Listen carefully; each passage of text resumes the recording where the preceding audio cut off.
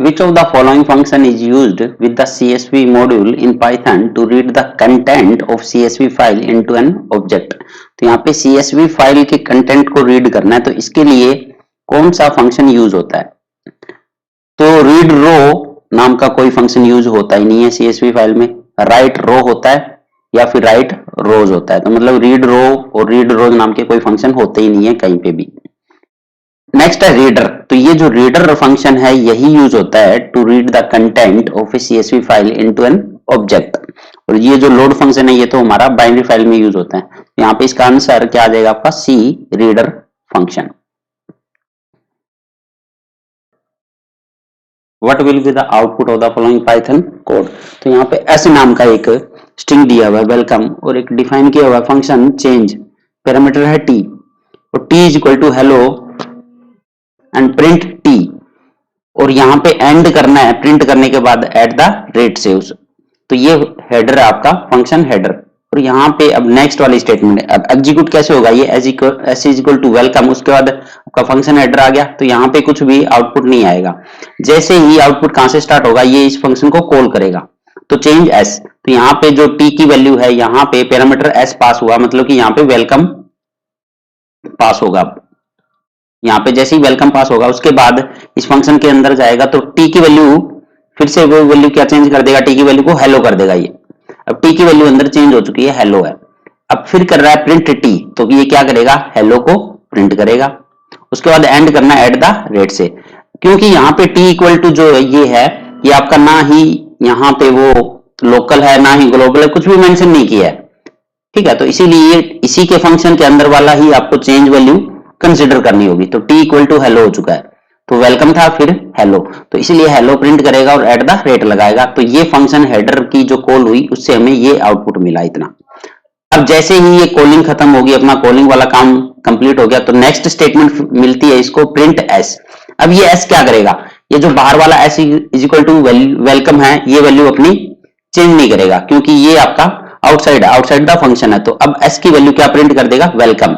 तो यहाँ पे एट द रेट के बाद क्या आ जाएगा आपका? वेलकम।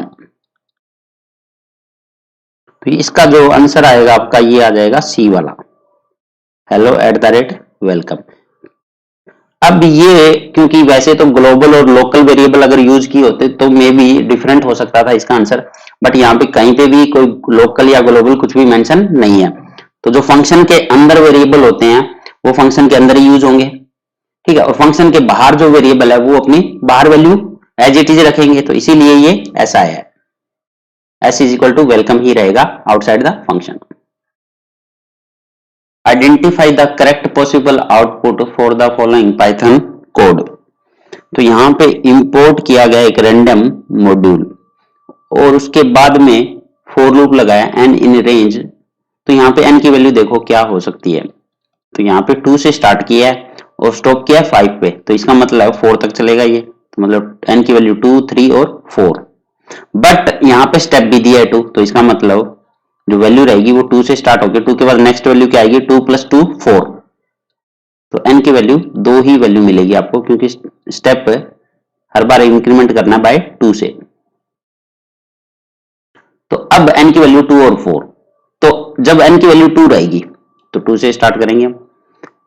इस लूप के अंदर print random dot rand range, तो रैंडम मॉड्यूल का एक ये फंक्शन है जिसको इसने यूज किया है। तो रैंड रेंज क्या करता है? अब 1 से लेके n तक, मतलब 1 से लेके n की वैल्यू है यहाँ पे 2, तो इसमें से एक रैंडम इंटीजर जनरेट करेगा ये। तो ये फंक्शन क्या करता है? 1 से लेके n, बट n की वैल्यू को इंक्लूड नहीं करता है, मतलब कि 1 और 2 में से, तो 2 की वैल्यू को इंक्लूड ना करके तो इसमें से एक वैल्यू एक इंटीजर जनरेट करेगा इन बिटवीन दीज, बट 2 को इंक्लूड नहीं करेगा। तो यहाँ पे साफ साफ दिख रहा है कि एक ही ऑप्शन बचा कि 1 ही तो जनरेट करेगा रैंडम वैल्यू, फिर क्योंकि रेंज ही नहीं बची फिर जब 2 जनरेट नहीं करेगा, क्योंकि लास्ट वाली वैल्यू को जो एंड होता है उसको इंक्लूड नहीं करता है ये जनरेट करने में। तो एक ही ऑप्शन बचा 1, तो 1 यहाँ पे प्रिंट हो जाएगा, यहाँ पे 1 प्रिंट हो जाएगा और फिर एंड करना है हैश से, तो मतलब कि 1 के बाद क्या आएगा? Hash.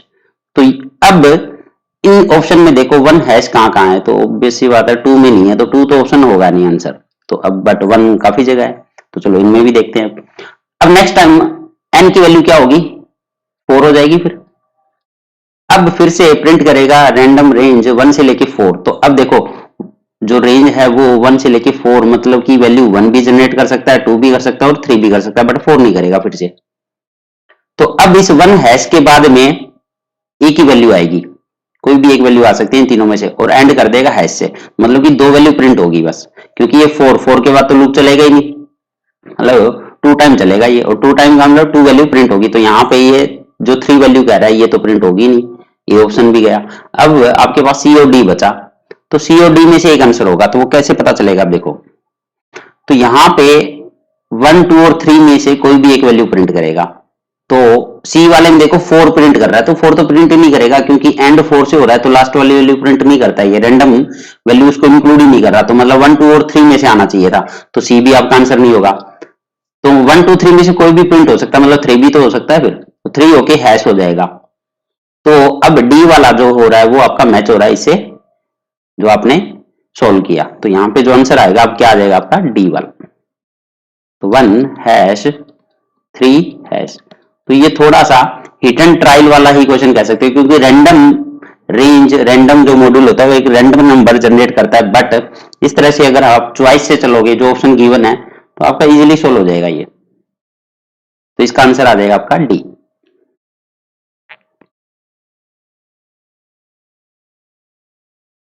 What will be the output of following Python code? अब यहाँ पे एक डिफाइन किया गया फंक्शन फन str, जिसमें s नाम का पैरामीटर पास किया और t is equal to empty string लिया हुआ है, और फॉर लूप लगाया i इन s, और इफ i इज डिजिट, अगर जो i डॉट इज डिजिट, अगर वो डिजिट है, क्योंकि डिजिट नाम का जो फंक्शन होता है इज डिजिट आपका स्ट्रिंग में यूज होता है पर्टिकुलर डिजिट को चेक करने के लिए कि वो डिजिट पर्टिकुलर करेक्टर डिजिट है या नहीं है। अगर होगा तो ये कह रहा है कि t equal to t plus i कर दो, और उसके बाद रिटर्न कर दो t की वैल्यू। तो ये आपका फंक्शन हेडर है जो डिफाइन किया है। तो यहाँ पे अभी कोई प्रोग्राम, कोई भी स्टेटमेंट एग्जीक्यूट नहीं होगी। तो एग्जीक्यूशन कहां से स्टार्ट होगा? नेक्स्ट वाली लाइन में x नाम का फिर से एक स्ट्रिंग लिया है, पाइथन 3.9, तो ये स्ट्रिंग है, तो यहाँ पे भी कोई एग्जीक्यूशन नहीं होगा अभी। तो नेक्स्ट है y equal to function str, तो यहाँ पे ये कॉलिंग हुई है, ये फंक्शन की कॉलिंग कर रहा है, तो यहां से एग्जीक्यूशन स्टार्ट होगा। तो फन str x, तो x यहाँ पे पैरामीटर पास किया गया है, तो अब x क्या है यहाँ पे आपका? पाइथन 3.9। तो ये पाइथन आपका, पाइथन और स्पेस देके 3.9, तो ये क्या है अब आपका? यहाँ पे पैरामीटर पास किया गया है s, तो मतलब कि s की वैल्यू हो चुकी है अब पाइथन 3.9।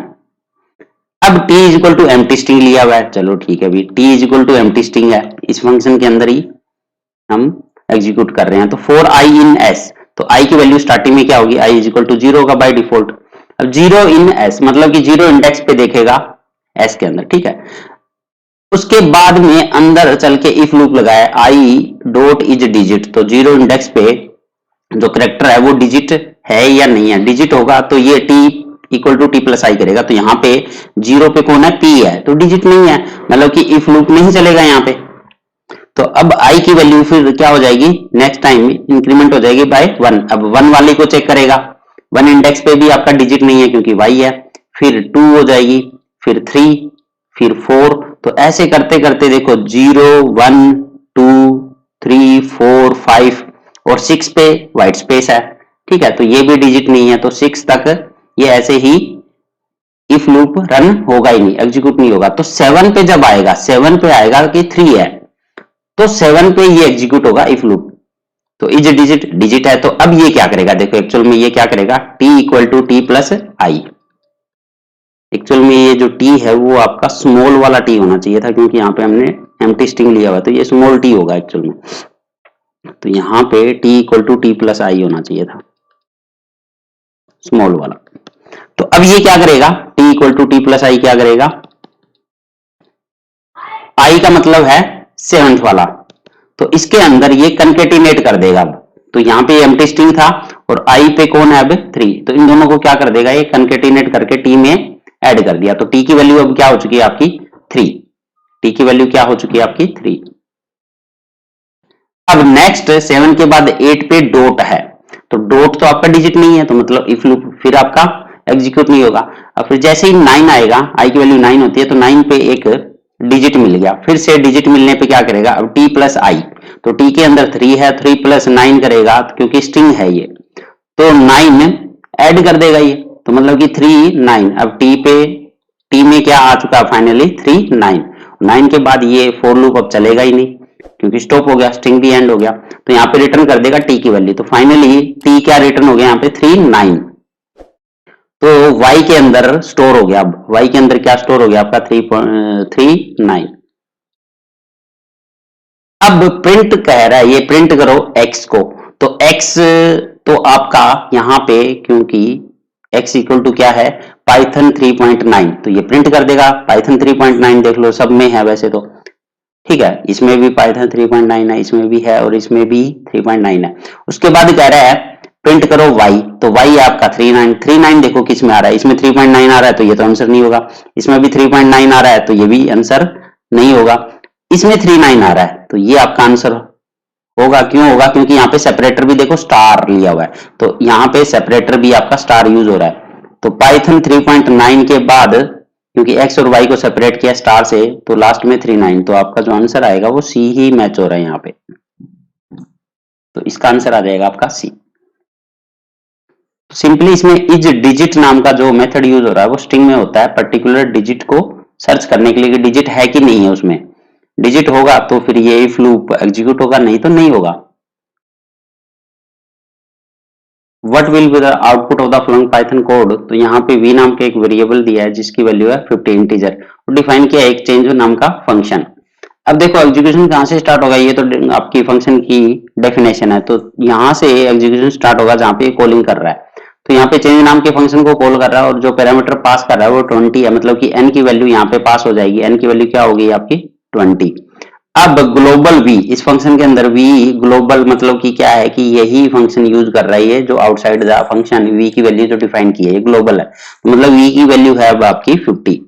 अब नेक्स्ट वाली स्टेटमेंट में v, n, v मतलब कि वैल्यू को एक्सचेंज ही तो कर रहा है, ये नई वैल्यू असाइन कर रहा है, तो v को क्या असाइन कर रहा है, ये n की वैल्यू असाइन कर रहा है, तो v को असाइन कर रहा है n की वैल्यू, तो n की वैल्यू है 20, तो v को असाइन हो गया 20।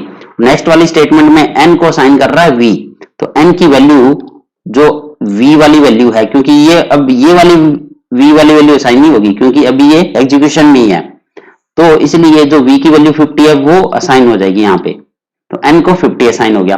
अब ये जो फाइनली इस स्टेटमेंट के बाद प्रिंट कर रहा है ना, तो ये जो फाइनली आपका v की वैल्यू है वो जो आउटसाइड द फंक्शन थी इसी की वैल्यू को चेंज किया है, क्योंकि ग्लोबल यहाँ पे यूज किया है इसने ग्लोबल v, तो फाइनली v की वैल्यू को अपडेट करके अब v की वैल्यू क्या हो चुकी है यहाँ पे आपकी 20 हो चुकी है, आउटसाइड द फंक्शन भी क्योंकि ग्लोबल यूज किया। अब ये प्रिंट करेगा नेक्स्ट वाले में v, n और सेपरेटर है हैश, तो मतलब कि v की वैल्यू प्रिंट करेगा सबसे पहले तो 20 आ गया, उसका सेपरेटर यूज कर रहा है तो मतलब हैश आ गया, उसके बाद n की वैल्यू प्रिंट कर रहा है जो कि है 50, तो 50 कर दिया, और एंड कर रहा है एट द रेट से, तो एट द रेट लगा देगा, तो ये वाली आपकी फंक्शन कॉलिंग फिनिश होती है यहाँ पे, और ये स्टेटमेंट मिली आपको इसके बाद में। अब नेक्स्ट वाली स्टेटमेंट जैसे एग्जीक्यूट होगी, ये कह रहा है कि प्रिंट करो v की वैल्यू, तो v की वैल्यू आपकी आउटसाइड द फंक्शन भी चेंज हो चुकी है जो कि है 20, तो एट द रेट के बाद में क्या प्रिंट कर देगा 20, तो ये वाला आउटपुट आ जाएगा आपका फाइनली जो कि मैच होता है फर्स्ट वाले ऑप्शन से, तो ये आपका आंसर आ गया। यहाँ पे ग्लोबल वेरिएबल का यूज कर लिया इसने, तो ग्लोबल लोकल अच्छे से पढ़ जाना फंक्शन की डेफिनेशन में, फंक्शन में होता गया, क्योंकि इससे रिलेटेड प्रॉब्लम आपकी आ सकती है केबीएस के एग्जाम में या एचपीएससी के एग्जाम में, काफी इंपॉर्टेंट टॉपिक है ये ग्लोबल और लोकल।